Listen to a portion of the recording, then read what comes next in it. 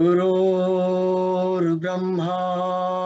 गुरुर्विष्णु गुरुर्देवो महेश्वरा गुरुर्साक्षात् परब्रह्म तस्मै श्री गुरुवे नमः। ओम पूर्णमदः पूर्णमिदं पूर्णात् पूर्णमुदच्यते पूर्णस्य पूर्णमादाय पूर्णमेवावशिष्यते। ओम शांति शांति शांति।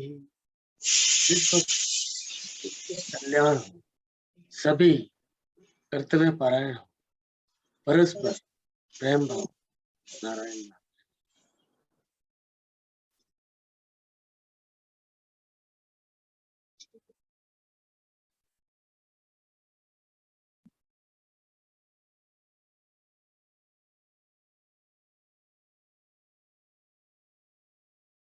So we shall begin now. Last time हमने मूलाधार चक्र के ऊपर बहुत कुछ लिया था, थोड़ा सा रिवाइज कर लेते हैं, उसके बाद में उसके आगे मैं बताता हूँ आपको। मूलाधार चक्र कौन से तत्व का चक्र है? पृथ्वी तत्व। पृथ्वी तत्व। उसके देवता कौन है? गणेश भगवान। गणेश जी। उनके पास क्या क्या खासियत है? उनके अंदर क्या खासियत है कि जिससे हम समझ सके ये पृथ्वी तत्व के कारक है?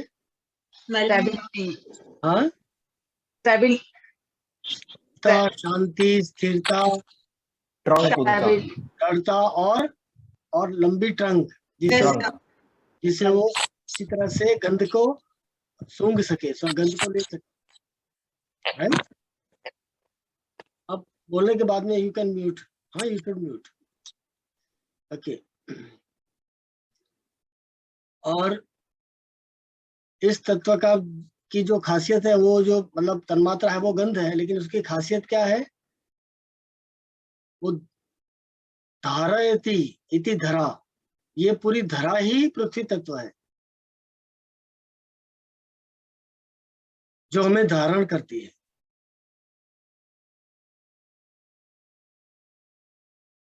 राइट। धारयति इति धरा। और इसीलिए जो हमें धारण कर रही है शरीर में, मसल्स, बोन्स, ये सब जो ड्राई बॉडी मास है वो सब पृथ्वी तत्व है। तो हमें भी धारण करते हैं पृथ्वी तत्व ही। और ये पृथ्वी तत्व हमारे अंदर कैसे आता है?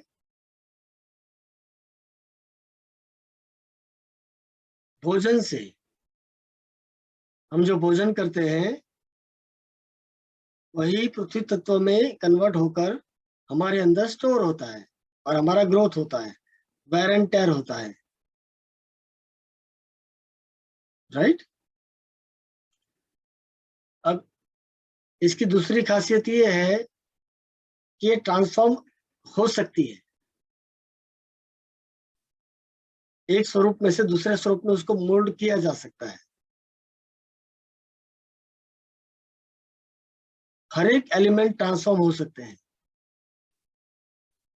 पृथ्वी भले फाउंडेशन है, मतलब मोस्ट जड़ता की तरफ की सबसे लास्ट मॉलिक्यूल है, पंच महाभूत में सबसे लास्ट है, जो ज्यादा जड़ है, लेकिन उसको भी ट्रांसफॉर्म किया जा सकता है, उसका भी शेप बदला जा सकता है। So we have all the ability to transform ourselves, including the prithvi tattva. Right. Okay. अब ये पृथ्वी तत्व जो है वो अगर ट्रांसफॉर्म हो सकता है तो हमें उसको ये सोचना चाहिए कि उसको हमें कैसे ट्रांसफॉर्म करना है।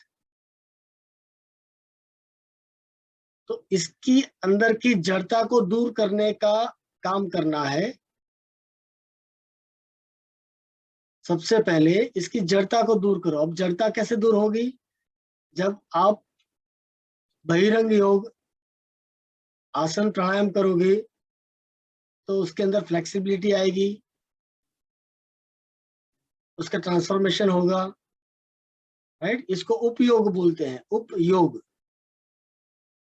जो अंतरंग योग, जो धारणा ध्यान समाधि अंतरंग योग में जाने से पहले आपको आपके शरीर की जड़ता को पहले खत्म करना होगा, तभी ज्ञान की वृद्धि होगी, तभी ट्रांसफॉर्मेशन पॉसिबल होगा। जब तक वो जड़ है ट्रांसफॉर्म नहीं होगा, और ट्रांसफॉर्म नहीं होगा तो आपके अंदर जो बाकी के 4 तत्व हैं उनको भी हम इजीली ट्रांसफॉर्म नहीं कर पाएंगे।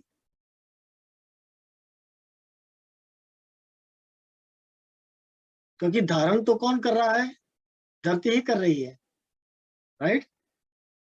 तो जो जो फाउंडेशन होगा, अगर वो जड़ रह गया तो उसके ऊपर कितना भी आप कॉन्शियसनेस को इंप्लीमेंट करने का प्रयत्न करो, वो नहीं होगी। इसीलिए बहुत सारी एफर्ट के बाद भी बहुत सारे लोग अपने आप को ट्रांसफॉर्म नहीं कर पाते हैं। इसका कारण ये है कि मूल रूप से जो जड़ता का गुण है पृथ्वी तत्व के अंदर, हम उसको एड्रेस ही नहीं करते। शारीरिक जड़ता दूर होगी तभी मानसिक जड़ता दूर होगी, तभी इंद्रियों की जड़ता दूर होगी। मेरी आंख कहती है मुझे अच्छा अच्छा ही देखना है, मेरी जीभ कहती है मुझे स्वादिष्ट भोजन ही खाना है, right.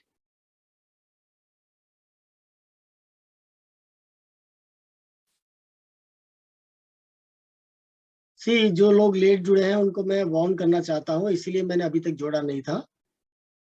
Please join in time.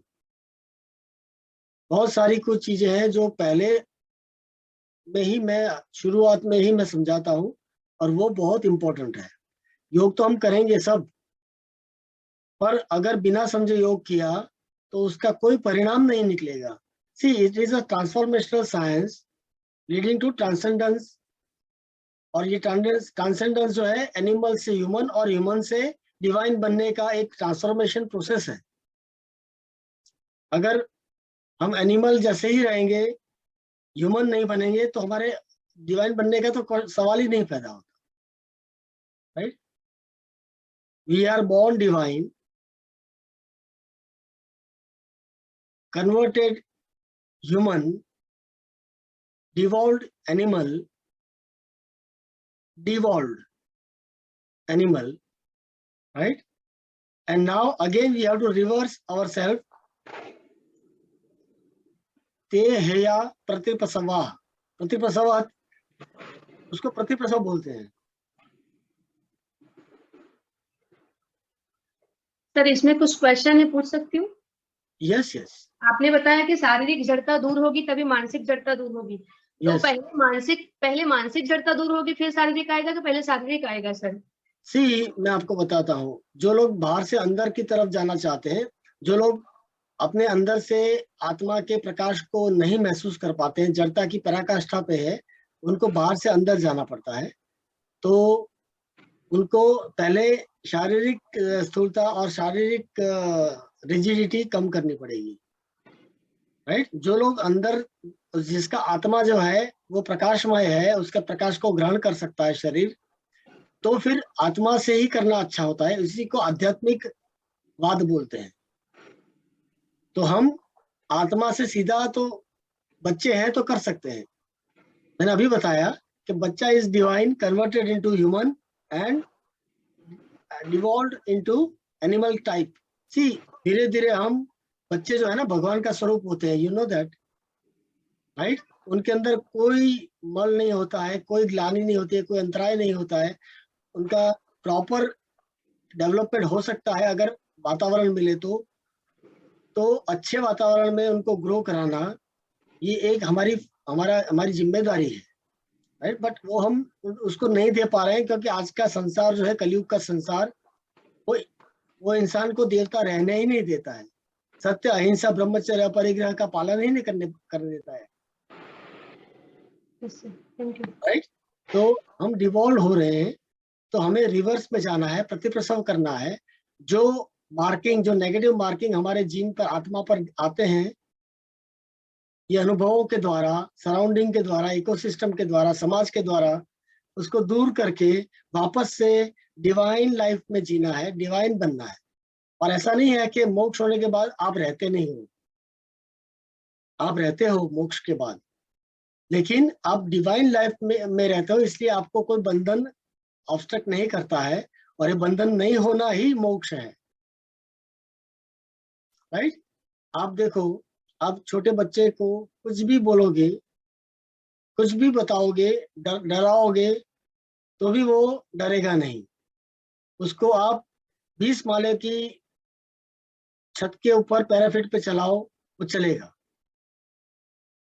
जैसे जैसे बड़ा होता जाएगा, उसके अंदर अविद्या जो है वो उसको ग्रैब करती जाएगी, फिर राग आएगा, द्वेष आएगा, अस्मिता रहेगी, और उसके कारण अभिनिवेश आएगा। तो हम धीरे धीरे धीरे डरना शुरू करते हैं, और हमें डराया भी जाता है, ये करो नहीं तो ये हो जाएगा। और यही हमारी संस्कृति को नीचे ले गया। हमारी संस्कृति डराने वाली संस्कृति नहीं थी। हमारी संस्कृति भरत की संस्कृति है, जो शेरों के मुंह फाड़कर उसके दांत गिनता था। हमारी डरने वाली संस्कृति नहीं है, पर हमारी संस्कृति की अधोगति डराने से शुरू हुई। बच्चों को डराना शुरू किया हमने, सो जा नहीं तो ये आ जाएगा, पुलिस आ जाएगी, पकड़ के ले जाएगी, है ना, बाबा आ जाएगा, साधु आ जाएगा, उठा के ले जाएगा। हमें हमारे बच्चों को कभी डराना नहीं चाहिए। उसको डराने के साथ साथ हम लोग उसके अंदर जड़ता डाल रहे हैं, अविद्या डाल रहे हैं, अस्मिता डाल रहे हैं, राग द्वेष डाल रहे हैं। एक धागे को एक तरफ से खींचो तो भी दूसरी तरफ से खींचता है, और दूसरी तरफ से खींचो तो भी दूसरी तरफ से खींचता है। राइट? आप अगर अभिनिवेश के मार्ग से उसको ले जाओगे तो भी अविद्या तरफ ही जाएगा, और अविद्या से ले जाओगे तो भी वो अभिनिवेश की तरफ ही जाएगा। So it is, life is a two way journey. दोनों तरफ से आप पकड़ सकते हो उसको। तो अभिनिवेश डालोगे तो धीरे धीरे धीरे अस्मिता आएगा, राग द्वेष आएगा, और फिर अविद्या उसको ग्रैब कर लेगी। सो हमारे बच्चे जो है ना, वो ज्ञानी पैदा होते हैं, सिद्ध पैदा होते हैं, और हम उसको मार मार के डरा डरा के उसको हम अज्ञानी और बंधन युक्त बना देते हैं। हमारे संसार की रचना जो है ना, वो इस तरह नहीं हुई थी। भारत देश जो है ना, उसमें एक एक वीर पैदा होते थे। उसका कारण ये था कि उनको बचपन में डराया नहीं जाता था। 1 से 7 साल की उम्र में पृथ्वी तत्व अपना स्वरूप धारण कर लेती है। राइट? तो वो डर उसको डाल दिया, तो वो उसका मूलाधार चक्र 1 से 7 साल में डेवलप हो जाता है। तो वो 1 से 7 साल में उसका मूलाधार चक्र वीक ही डेवलप होगा।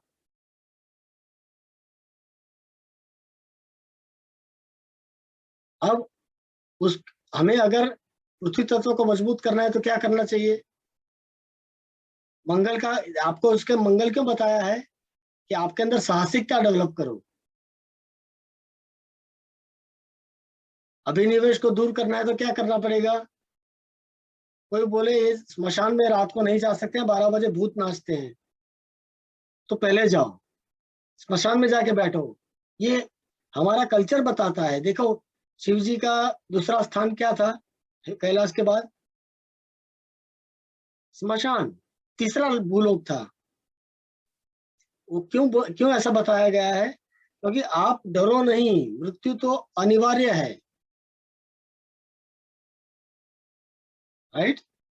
मृत्यु अनिवार्य है, और आपका जीव यही इसी गति में जाएगा। आप जीवो हम शिवो हम।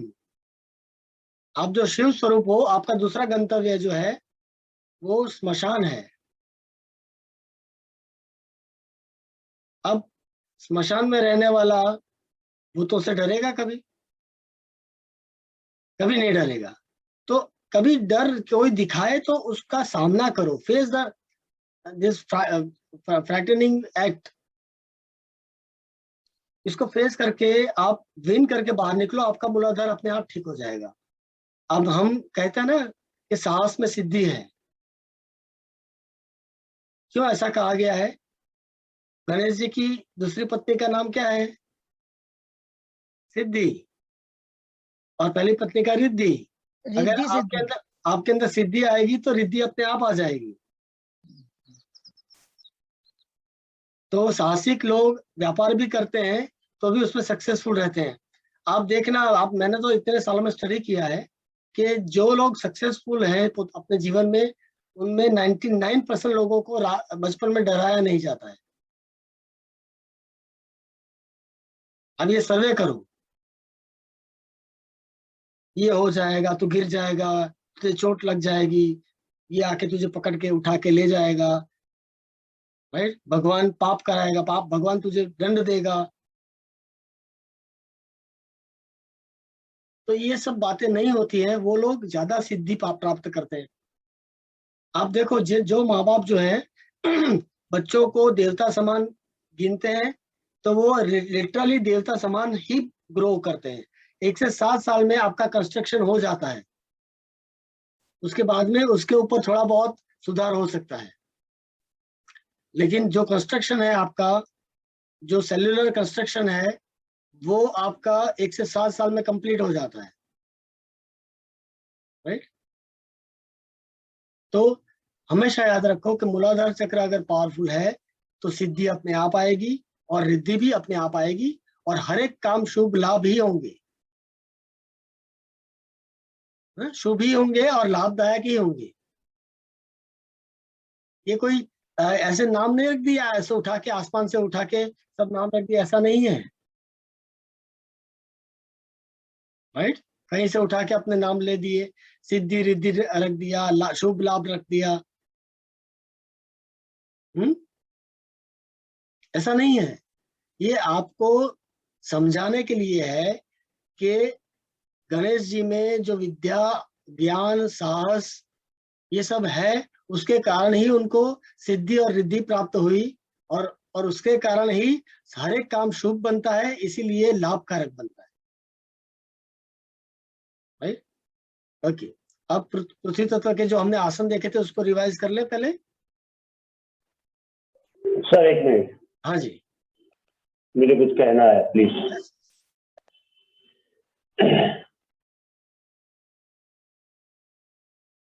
यस यस, बोलो बोलो, आपका म्यूट है। हाँ, बिरजू सर के साथ मैं बहुत पहले से जुड़ा हूँ, और आप देखो उन्होंने कल ये यूट्यूब चैनल उनकी अपने ग्रुप में उन्होंने डाला था लिंक, उसके 16 सब्सक्राइब थे खाली। अब सोचो कि किसी को अगर प्रोफेशनलाइज करना होता तो कब का कर चुका होता। मेरे कहने का तात्पर्य ये है कि इनके पास जो ज्ञान का भंडार है वो हमको ऐसे ही मिलता रहे, ऐसी गुरु जी के चरणों में प्रार्थना है। और हमसे भी जो हम अपनी जो गुरु भक्ति अदा कर सके, उसके तौर पे मैं आप सभी को प्रार्थना पूर्वक नमस्कार करते हुए रिक्वेस्ट करता हूं कि आप एटलीस्ट अपने घर में जितने मेंबर्स हैं, 2 है, 3 है, 4 है, 5 है, उसके मोबाइल में से आपने इसको सब्सक्राइब करना है, लाइक करना है और बेल आइकन को क्लिक करना है। तो आप जो कर सकते हो प्लीज मैक्सिमम शेयर भी करो। और एक मैं भी उनके साथ अभी आगे जुड़ने जा रहा हूं, तो जो डेडिकेशन के साथ जुड़ना चाहते हैं तो आप प्लीज मेरा या सर का कॉन्टेक्ट करो और जुड़ के कुछ समाज सेवा या सोसाइटी के लिए कुछ अच्छा करने की जो नम्र प्रयास मैं सर के साथ करने आगे जा रहा हूं, तो उसमें आप सब जुड़ सकते हो। नमस्कार। थैंक यू निलय। देखिए, मैं बताता हूँ, कोई भी संस्कृति का नाश करना हो ना, तो सबसे पहले उसके अंदर जड़ता भरी जाती है। हमारे अंदर जड़ता इतनी भर दी गई है कि हम जो एकदम से प्रज्वलित, हमेशा प्रज्वलित बल्ब थे, उनको धीरे धीरे ट्यूबलाइट बनाया गया, और अब ट्यूबलाइट को भी उड़ा दिया गया है। अब हमारे कॉमन सेंस मर गई है। जितने फॉरेनर्स हैं, मेरे सब्सक्राइबर्स हैं, उनका कभी भी हार्ट से नीचे का लाइक आता ही नहीं है। क्यों? they are aware what they are getting, what they will get out of this. हमारी अवेयरनेस को मार दिया गया है, और मैं इसी कारण ये कार्यक्रम लेके चालू मैंने किया है कि आपके अंदर पड़ी जड़ता दूर हो, आपके अंदर ज्ञान का विकास हो, और सत्कार्यवाद को आगे बढ़ा सके हम। ये बहुत बड़ा अभियान है जो भारत देश ने इसलिए चलाया कि अगर विश्व में शांति होगी, विश्व में संपूर्णता होगी, तो हम सब सर्वाइव कर पाएंगे, नहीं तो कोई भी सर्वाइव नहीं कर पाएगा। रशिया और यूक्रेन भी लड़ते हैं तो हमें ऐसे लबलब होता है कि कहीं न्यूक्लियर बॉम्ब हमारी तरफ ना आ जाए, राइट। ये एक वृत्ति को सीधा ठीक करना है हमें। ये वृत्ति जो है ना, अलगतावाद की वृत्ति, मैं अलग हूं तू अलग है, ये अलगतावाद की वृत्ति को ही खत्म करना है। तो एक अभियान है ये, और ये अभियान हमारे ऋषि मुनि सालों से चला रहे हैं। भले ना वो दुश्मन भी हो, राक्षस भी हो, तो भी उसको वरदान देते थे, क्योंकि वो आया है योग के माध्यम से और योग के पाथ पर। तो आगे उसका मोक्ष ही होने वाला है, आगे वो अच्छा ही इंसान बनने वाला है, वो देवता ही बनने वाला है, राइट। हाँ, कई लोग को भ्रम होता है कि हम देवता हैं तो दूसरों को देवता बनने नहीं देते हैं, उनकी टांग खींचते हैं। वो कलयुग का वो एक अभी ऑब्स्टेकल है, बड़ा, बहुत बड़ा ऑब्स्टेकल है कलयुग का।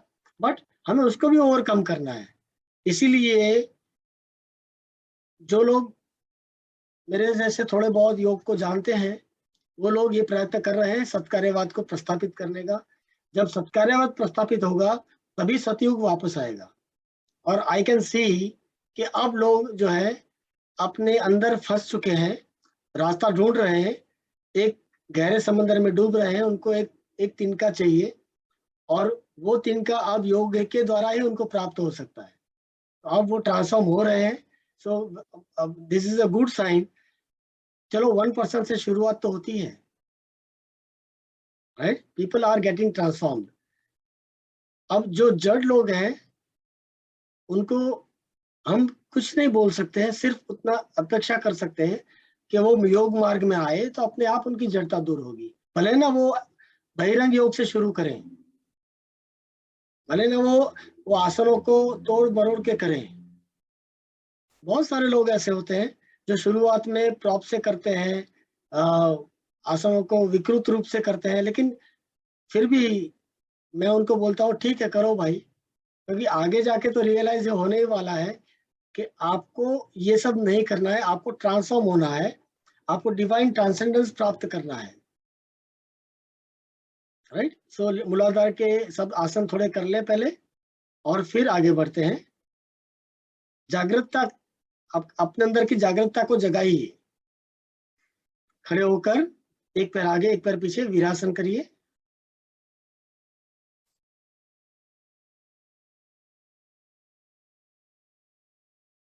ये समझने के बाद अब आप अपने मूलाधार चक्र को पूरी तरह से समझ गए हैं और उसके ऊपर कैसे काम करना है वो भी आप समझ गए हैं।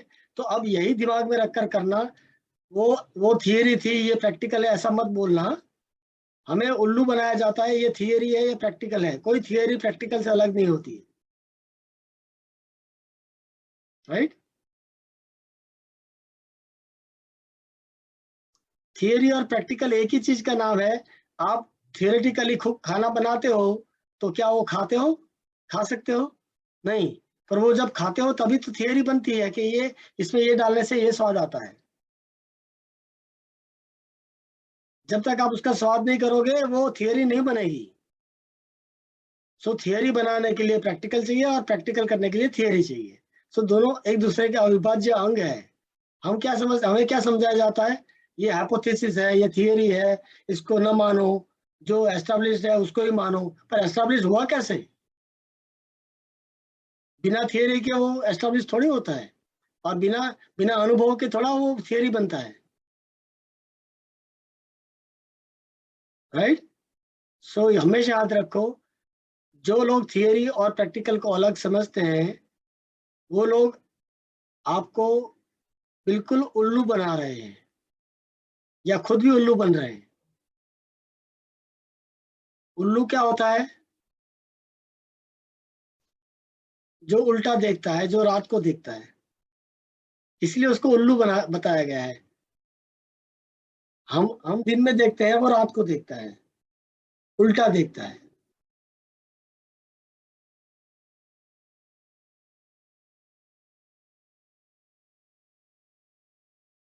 दोनों पैर से बारी बारी कर लो। हम सब एक एक बार करेंगे क्योंकि हमें और भी कुछ सीखना है।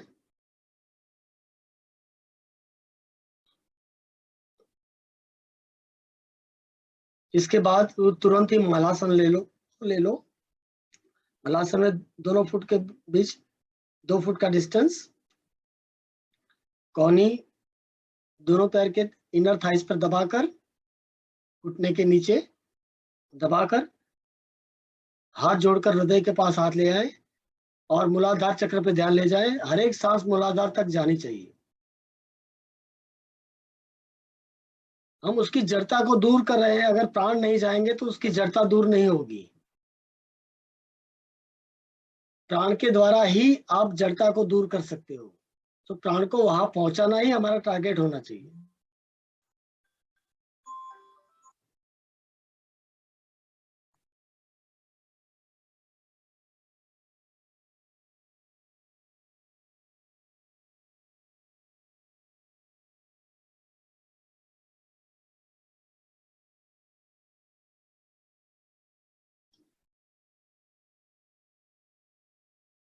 फोकस करो आसन के अंदर। प्राणायाम, प्रत्याहार, धारणा, ध्यान और समाधि एक साथ होना चाहिए। ये अष्टांग योग अलग अलग करने की प्रैक्टिस नहीं है। आसन में स्थिर बैठो, इसमें प्राण को अपनी इच्छित जगह पर ले जाओ, राइट, उसके कंट्रोल के द्वारा, और इंद्रियों को संयमित करो, अंदर अंदर की तरफ मोड़ दो, प्रत्याहार करो और विजुलाइज करो कि आपका ये ऑर्गन, ये चक्र स्टिमुलेट हो रहा है, अच्छा हो रहा है। धारणा करो और ये सब मिलाकर आपका ध्यान बनता है, जिससे एक ही चीज की तरफ आपका फोकस रहेगा और इसी के बाद आपका शरीर जो है वो समाधिस्थ होता है, समाधिस्थ, बैलेंस रहता है,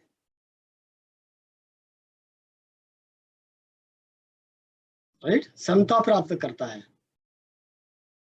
और ऐसा होने से आप न सिर्फ अंदर के स्पंदनों को महसूस कर सकते हो, लेकिन वैश्विक स्पंदनों को भी आप महसूस कर सकते हो। और उस तरह से प्रोग्राम को ऐसा बना सकते हो कि जिससे आपका इवोल्यूशन हो जाए और आप एनिमल से ह्यूमन और ह्यूमन हो तो आप डिवाइन बन जाओ। डिवाइन क्या मतलब, क्या होता है पता है?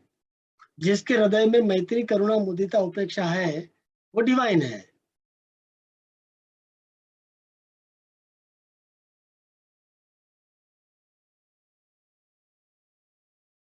अब नेक्स्ट जानुशीरासन और पश्चिमोत्तानासन 30 सेकंड ले लो। पहले एक एक पैर से जानुशीरासन, उसके बाद पश्चिमोत्तानासन। सो जिन्होंने आगे नहीं किया था उनको भी यह प्रैक्टिस पता चल गई कि कैसे करना है, क्या करना है मूलाधार चक्र के लिए।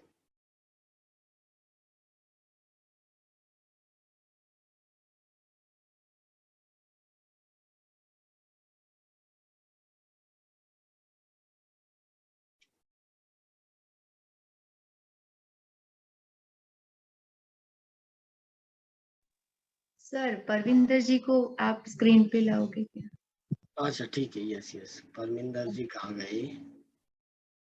परमिंदर जी इज नॉट विजिबल। सर मैं ये भी अनम्यूट किया। अच्छा अच्छा, ठीक है ठीक है।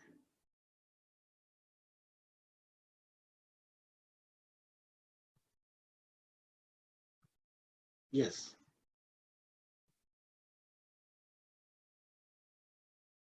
वेरी गुड, बहुत अच्छा। धीरे धीरे आप पूर्णता के स्टेज पर पहुंच जाओगे। बहुत जोर जबरदस्ती ना करो। आसन में स्थिरता और सुख प्राप्त करना है। आप इसी में प्राणायाम, इसी में प्रत्याहार, धारणा, ध्यान और समाधि में आ सकते हो।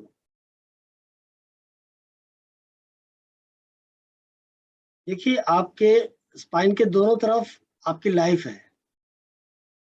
अगर दोनों तरफ से बैलेंस हो जाएगा तो आप समाधि में आ जाओगे।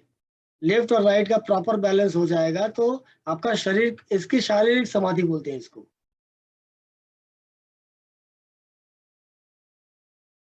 ये प्लेन होते हैं।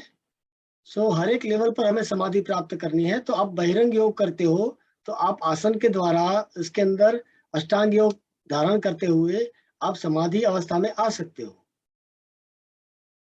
स्पाइन के दोनों तरफ बैलेंस आना चाहिए।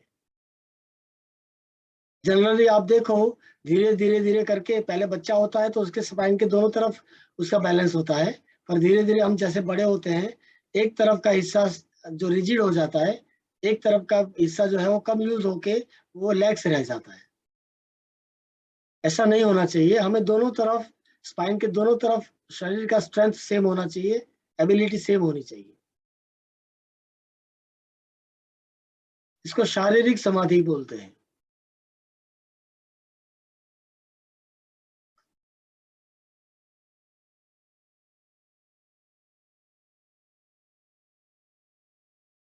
अब दूसरे पैर से कर लो और फिर दोनों पैर एक साथ पश्चिमोत्तानासन करो।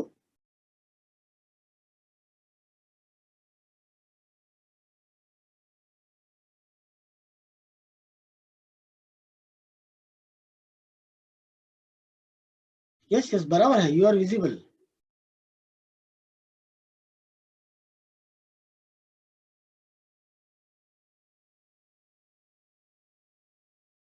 न झर्क लगाओ, न जोर लगाओ, शरीर को शिथिल छोड़ते हुए धीरे धीरे आगे झुको। आसन करने का जो, आसन की स्थिति को प्राप्त करने का जो महर्षि पतंजलि ने सूत्र बताया है वो है प्रयत्न शैथिल्याम अनंत समापति व्याम। प्रयत्नों का अंत करके अनंत में स्थिर हो जाओ, एफर्टलेस हो जाओ।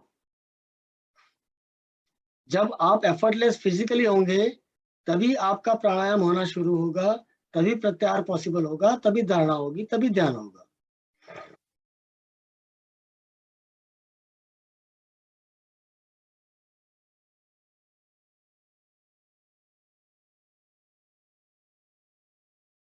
हम जो दूसरे जो हम बात करते हैं प्राणायाम की, जो 8 प्राणायाम जो हम बात करते हैं वो एक्चुअली प्राणायाम नहीं है, वो है प्राणायामिक ब्रीथिंग, जो हमें प्राणायाम करने की शक्ति देता है, मतलब ये प्राणायाम करने के लिए तैयार करता है। यहाँ पर आपकी सांस जो है वो केवल स्थिति में आ जाए, धीरे धीरे करके वो ऑर्गन की तरफ आप प्राण ले जाओ और वो सैचुरेट हो जाए, फिर आपको उस वहां पर प्राण ले जाने की जरूरत ना पड़े, आपके प्राण स्टॉप हो जाए, मतलब सांस स्टॉप हो जाए और आप उसी स्थिति में, केवल स्थिति में रहो, ये टारगेट है। जब केवल स्थिति में आओगे तभी आपका ध्यान समाधि में कन्वर्ट होगा।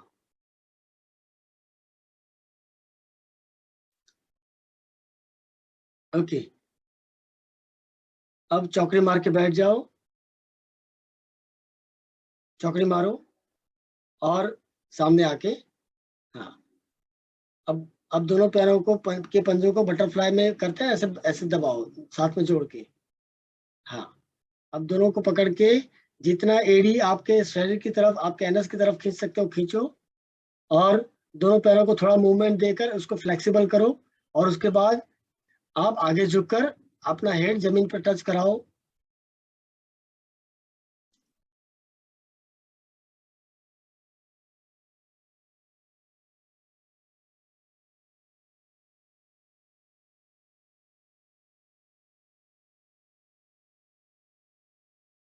इसको भू नमन आसन, भद्रासन, बहुत सारे नाम से जानते हैं, मैं इसको भू नमन आसन बोलता हूँ। जमीन को हेड फोरहेड टच करना, उसको नमस्कार करना कि आपको मैंने मूलाधार पे धारण किया है, ये समझ के साथ कि आप मूलाधार चक्र से रिप्रेजेंट हो रहे हो मेरे शरीर में, तो मूलाधार को एक्टिव रखते हुए मैं आपको नमन करता हूँ। वो नमन आसन।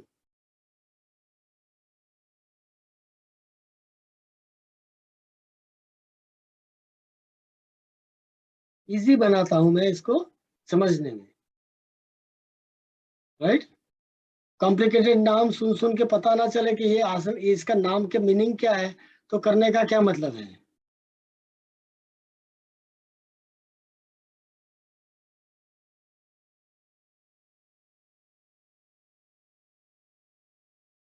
जो भी करो समझ के करो।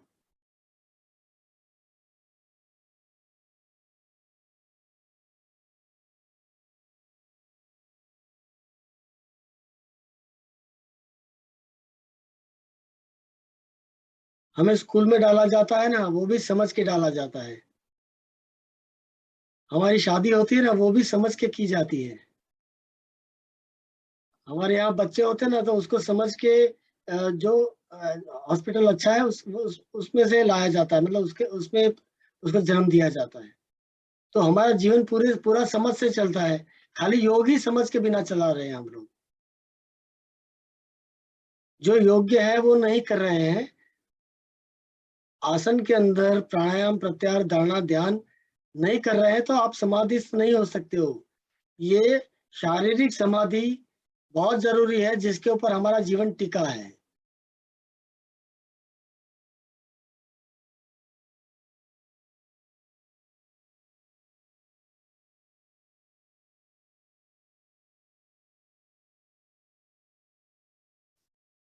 सब कुछ अगर समझ के करते हैं तो योग क्यों नहीं। इसको पूरा समझो, और जब आप प्रैक्टिकली कर रहे हो तब उसको इम्प्लीमेंट करो, इस समझ को इम्प्लीमेंट करो।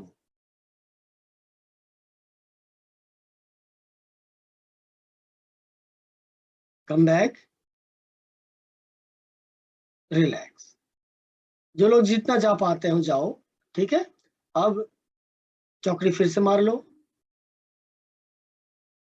अब अपने दोनों हाथ घुटने के ऊपर थाई पर रख दो, हथेली आकाश की तरफ, हथेली आकाश की तरफ।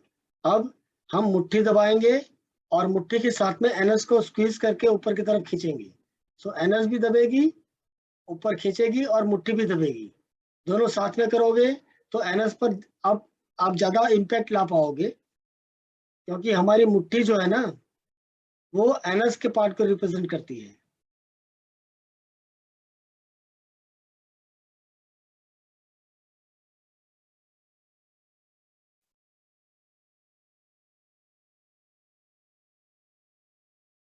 हमारी जो पृथ्वी तत्व है हमारी शक्ति को दिखाता है, और हमारी शक्ति हमारी मुट्ठी से दिखती है,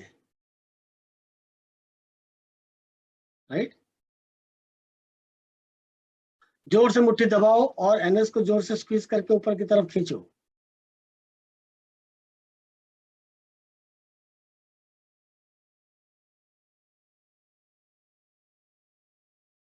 ठीक है,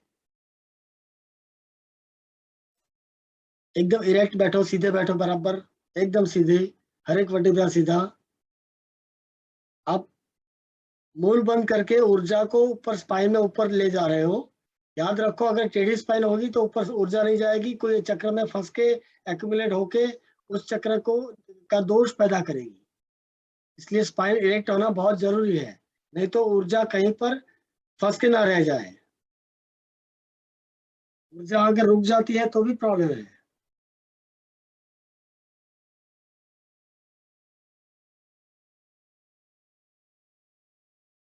ये सब बहिरंग योग है। जो लोग अंतरंग में पहुंच चुके हैं, अंतरंग करते हैं, उनको ये बहिरंग करने की जरूरत नहीं है। इसको आउटसाइड इन एस्पेक्ट बोलते हैं। सो बाहर से अंदर जाने की प्रक्रिया योग के अंदर दोनों प्रक्रिया है, inside out and outside in.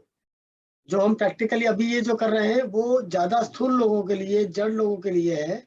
जो चेतन है उनको ये करने की जरूरत नहीं होती है, वो इनसाइड आउट कर सकते हैं। पर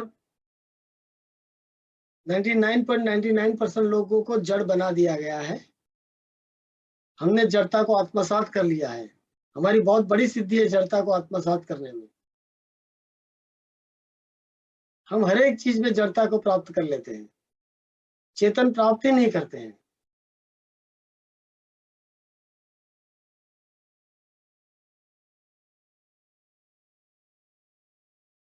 जो चेतन होता है वो हर एक विपरीत परिस्थिति को अपने लिए डेवलपमेंटल स्थिति में कन्वर्ट कर सकता है, समझ सकता है।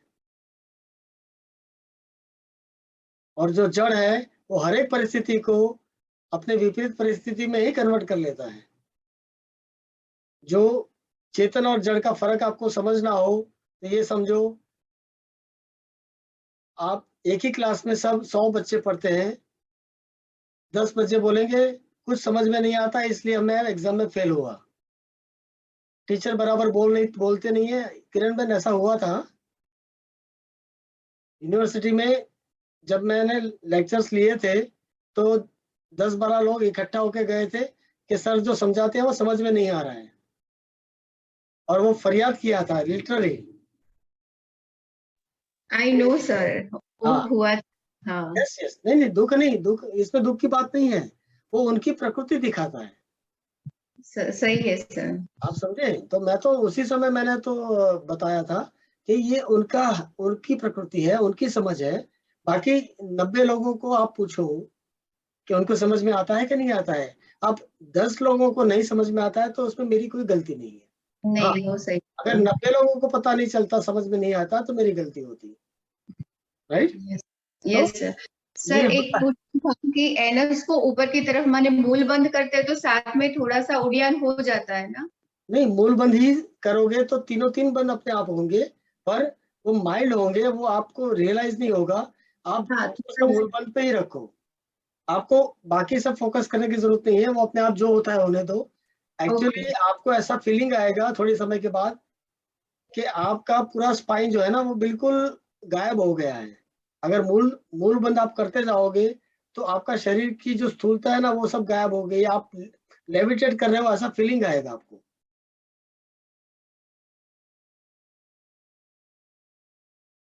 राइट? सो अपने अंदर की जड़ता को दूर करो, कॉन्शियसनेस में रहो, और कॉन्शियस एप्लीकेशन भी करो जीवन में, कर्म भी ऐसे करो। हमारे धर्म में ये सिखाया गया है। धर्म क्यों क्यों बना? धर्म का मतलब है एंडीवर, आपके कर्म की दिशा, आपके कर्म की मानसिकता, ये धर्म है। आपको कैसे कर्म करना चाहिए वो सिखाता है, उसको धर्म बोलते हैं। धर्म कोई एडजस्टमेंट नहीं है, धर्म कोई फैसिलिटेशन नहीं है। it is to know what type of actions you should cultivate in your life, you should apply in your life, जिसको एंडीवर बोलते हैं। हमारे सभी एंडीवर्स सत्कार्य की तरफ होने चाहिए, यही हमारा धर्म है। हिंदू सनातन धर्म यही कहता है कि आपके सभी एंडीवर्स सत्कारीन होने चाहिए। इसके लिए आपका शरीर आपको साथ देना चाहिए, और शरीर आपका साथ दे इसके लिए उसको समाधिस्थ रहना चाहिए।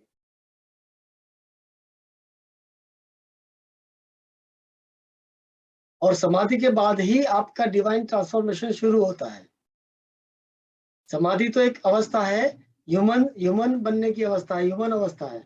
उसके बाद आपके अंदर के जो गुण है, मैत्री, करुणा, मुदिता, उपेक्षा, उनको लाने के लिए आपको ट्रांसफॉर्म करना पड़ता है डिवाइन की तरफ, डिविनिटी लानी पड़ती है, तभी आप सभी के साथ मैत्री रख सकते हो, राइट? क्वेश्चन पूछ सकती हूँ? Yes sir. सर इसमें अंतर कुंभक के साथ करना है या बहिर्कुंभक के साथ में, या वैसा भी कुछ नहीं सोच? अभी तक मैंने अंतर कुंभक बहिर्कुंभक नहीं कराया है, लेकिन हाँ, वन एडवांस प्रैक्टिशनर जो 300 नॉन स्टॉप कर सकता है, वो धीरे धीरे अंतर कुंभक और बहिर्कुंभक दोनों में प्रैक्टिस कर सकता है। इसके फायदे अलग हैं। बाह्य कुंभक में आप मूलाधार चक्र को बहुत ही अच्छी तरह से स्क्वीज कर सकते हो, और अंतर कुंभक में आप उन दूसरे चक्रों को उसके साथ अलाइन करा सकते हो। तो दोनों ही क्रिया बहुत इंपॉर्टेंट है, आप मास्टरी आने के बाद ही कर सकते हो, एडवांस है बहुत।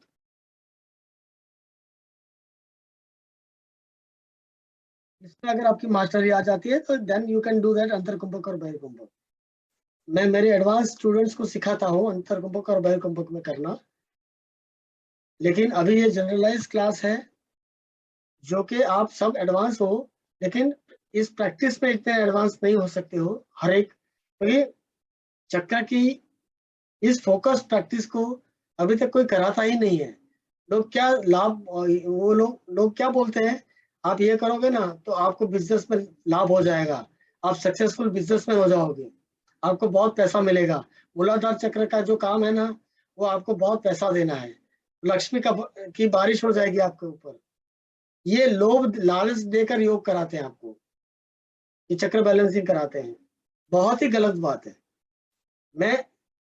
मैंने समझाया कि इससे आप परफेक्ट हो जाओगे, इससे आपके अंदर सिद्धि आएगी, सिद्धि आने के बाद अपने आप ही रिद्धि आएगी। आपको वो टारगेट नहीं करना है, आपको टारगेट करना है मूलाधार अगर मजबूत हो गया तो बाकी के चक्र जो अलाइन हो जाएंगे और उसके बाद में आप आज्ञा चक्र को पूरी तरह से डिविनिटी की तरफ कल्टीवेट कर सकते हो। ये हमारा टारगेट होना चाहिए। हाँ, उसके ये लाभ हो सकते हैं, पर उसका मतलब ये नहीं कि आपको लक्ष्मी प्राप्त हो जाएगी, आप बहुत धनवान हो जाओगे। ये सब बातों में मत फंसो, ये आपको फिर से डिस्ट्रैक्ट कर रहे हैं मोह की तरफ, माया की तरफ, और माया ही आपको अधोगति की तरफ ले जाती है। माया का काम है आपको अधोगति की तरफ ले जाना, और चेतन का काम है आपको ऊर्ध्वगति की तरफ ले जाना। Right, relax. अब आंखें बंद करके विजुलाइज करो आपके मूलाधार चक्र पर क्या हो रहा है। You will feel activity there.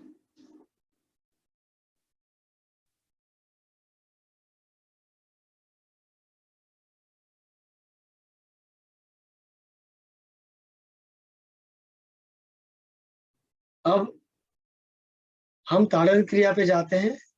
मूलाधार की ताड़न क्रिया पद्मासन में बहुत अच्छी होती है। मैं एडवांस्ड लोगों को ही ये कराता हूँ, सब याद रखना, अपने एडवांस स्टूडेंट को ही ये कराना, सबको नहीं कराना। इसमें अगर बैलेंस बॉडी नहीं है, स्पाइन के दोनों तरफ का बॉडी बैलेंस नहीं है, समता में नहीं आया है, तो ये क्रिया से उसको नुकसान भी हो सकता है। राइट, सो याद रखना कि आपके एडवांस स्टूडेंट्स जो बैलेंस में आ चुके हैं, स्पाइन के दोनों तरफ के उनके मसल्स जो है वो सिमेट्री में आ चुके हैं, तभी आप कराना। पद्मासन लगाओ और दोनों हाथों को ऐसे क्लास्प करके छाती पर लाओ, और हॉर्स जैसे आप राइड कर रहे हो इस तरह से दोनों हाथों को ऐसे ऐसे हिलाओ और मूलाधार से जंप लगाओ। यस, नहीं नहीं नहीं, ऐसे ऐसे क्लास्प करके ऐसे ऐसे जंप करना है। आपको मूलाधार को उठा के पटकना है।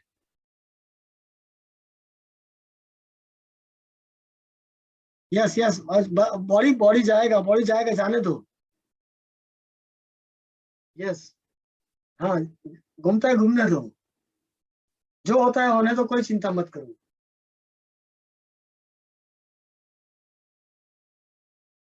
हाँ हाँ, होने दो होने दो होने दो, कोई प्रॉब्लम नहीं, नहीं कोई प्रॉब्लम नहीं। वो पीछे से भी तो सबको देखना है कैसे हो रहा है ना। कुदरती रूप से ये सब होता है। देखो, ईश्वर की जब इच्छा होती है ना सबको सही सिखाया जाए तो अपने आप वो हो जाता है।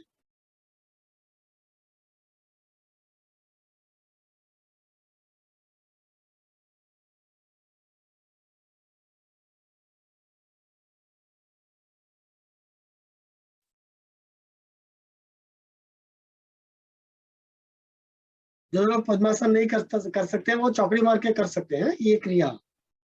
और याद रखना, एडी आपको लिंग पे इंजरी ना करे।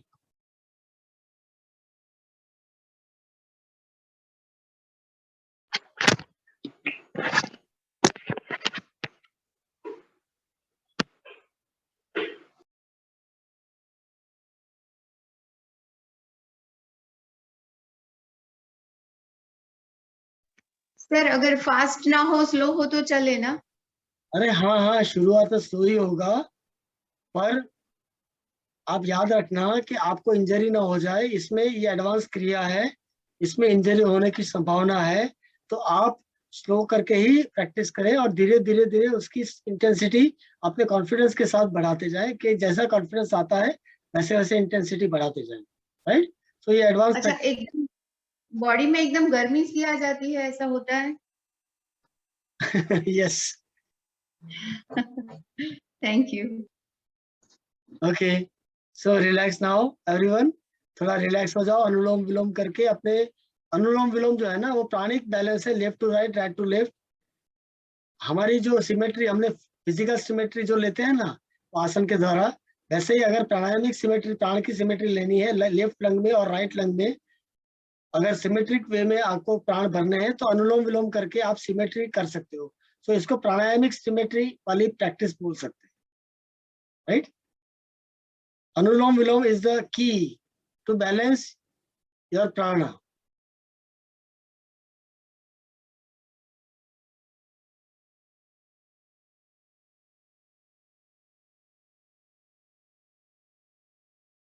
शांति से, शांति, इतना स्पीड में क्यों सांस भरते हो? सर एक एक और एक सांस भरने में 10 सेकंड, निकालने में 10 से 12 सेकंड मिनिमम होने चाहिए। 1 मिनट के 3 सांस करो, स्लो सांस निकालोगे तो आपके नाक के अंदर से निकलने वाला जो वायु है वो आपके नाक के अवरोधों को दूर कर देगा। सर एक क्वेश्चन है आउट ऑफ सब्जेक्ट, थोड़ा सा पूछूं क्या? आउट ऑफ सब्जेक्ट मत पूछो ना, छोड़ो ना। मतलब अनुलोम विलोम रिलेटेड ही है तो। हाँ तो बोलो। तो अनुलोम विलोम जो है वो सर प्रीनेटल योगा में करा सकते हैं प्रेगनेंसी में? अनुलोम विलोम प्राणिक हाँ बैलेंस है। जब तक शारीरिक बैलेंस नहीं आता है तब तक प्राणिक बैलेंस का कितना भी प्रयत्न करो नहीं आएगा। तो पहले उनका शारीरिक बैलेंस लाओ, फिर अनुलोम विलोम करके प्राणिक बैलेंस लाओ। ये अनुलोम विलोम ही मेन प्राणायाम है, बाकी सब प्राणायामिक क्रियाएं हैं। जी सर। राइट। सो अनुलोम विलोम हर एक इंसान कर सकता है, पर उसका रिजल्ट चाहिए। करने में कोई हानि नहीं है, हानि किसी को नहीं होगी, पर इसका रिजल्ट तभी मिलेगा जब आपका बॉडी सिमेट्री में है, समाधि में है। जी सर, थैंक यू।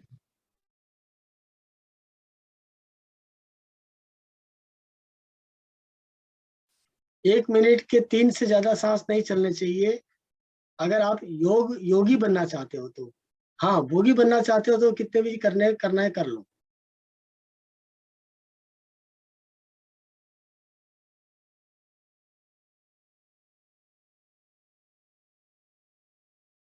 रिलैक्स।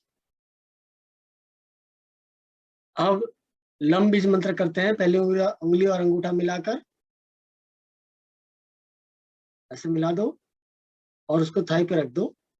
घुटने के ऊपर थोड़ा थाई के अंदर कौनी मोड़ दो, कंधे रिलैक्स, स्पाइन सीधा, और मूलाधार को स्क्वीज करते हुए अंदर से आवाज निकालेंगे। ये लम वहीं से पैदा होता है। हम जब लम बोलते हैं ना तो वो वहीं से पैदा होता है। इसीलिए ये लम लम के ऊपर से ही गणेश जी का नाम लंबोदर कहा गया है। Right. Start. Lump lump lump lump. बहुत ज्यादा लंबा ना खींचो, रिदमिक रीत से करो।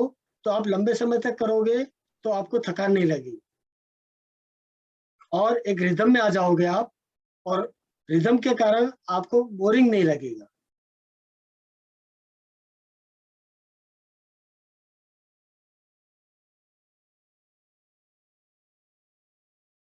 वेरी गुड, सब लोग अच्छा कर रहे हैं। Very good, excellent.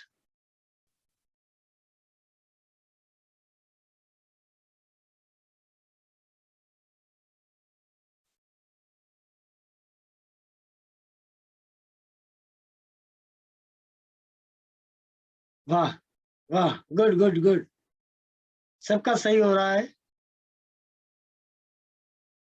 सिर्फ फोकस कराओ और ये अपने मन में ये भाव लाओ कि मैं अपनी मूलाधार की ऊर्जा बढ़ाकर उसको उठाकर, ऊर्जा की गति ऊर्ध्व आकाश की तरफ होती है। राइट। तो मैं उसको स्पाइन में ऊपर चढ़ाकर हर एक चक्रों को ऊर्जा दे रहा हूँ और आज्ञा चक्र को स्टिमुलेट करा रहा हूँ, क्योंकि आज्ञा चक्र पांचों नीचे के चक्र जो अगर बैलेंस है तो आज्ञा चक्र को बहुत हेल्प मिलती है, वो तुरंत ही एक्टिवेट हो जाता है।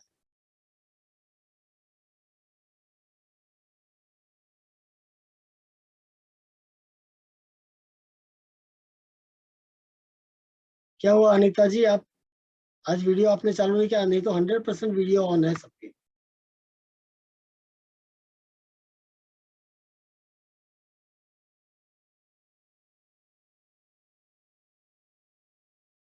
Okay, no problem. नहीं कर सकते हो तो ना करो।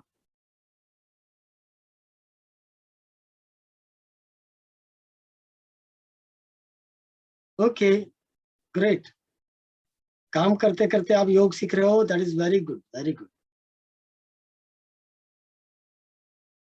आप लम बीज मंत्र में ध्यान करो, मैं मेरी बातें मत सुनो।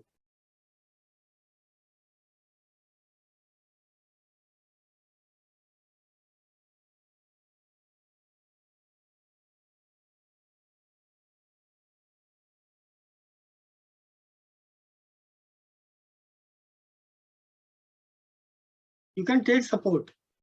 अगर आपके बैठने में आपको तकलीफ हो रही है तो पीछे दीवार का सपोर्ट लेके बैठ सकते हो, इसमें कोई हानि नहीं है। देखिए, सीधा अगर नहीं बैठ सकते हो तो आप बैक को दीवार पे सपोर्ट पे रख सकते हो, और ईज के साथ करो। कोई चीज टाइट नहीं रहनी चाहिए, टाइट रहेगी तो इसका विपरीत असर हो सकता है। एकदम बॉडी रिलैक्स रहना चाहिए, स्पाइन रिलैक्सेशन के साथ स्पाइन सीधी रहनी चाहिए। पेट और छाती को टाइट करके आप स्पाइन सीधी करते हो तो that is not allowed, and that should not be like that, right? Relax relax. प्राणों को, ऊर्जा को हम ऊपर ले गए हैं, इसलिए एक बार बायां हाथ नाभि पर और दायां हाथ सिर के ऊपर लगाकर आप देख लो ऊर्जा कहां तक पहुंची। ये कनेक्शन है, आपने ऊर्जा का कनेक्शन जोड़ दिया नाभि और सहस्त्रार का।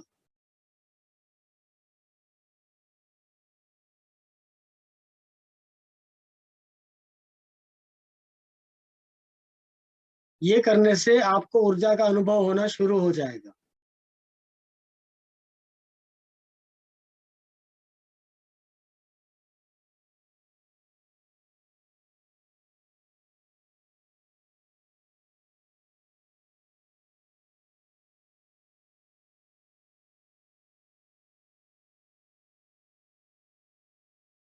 रिलैक्स रिलैक्स, बस अनुभव करना था। सी, हमेशा याद रखो कि आप जिससे आप विद्या सीखते हो उसका हमेशा रिस्पेक्ट करो, उसको हमेशा साथ रखो, और उस परंपरा को जीवित रखने के लिए उनको आगे रखो।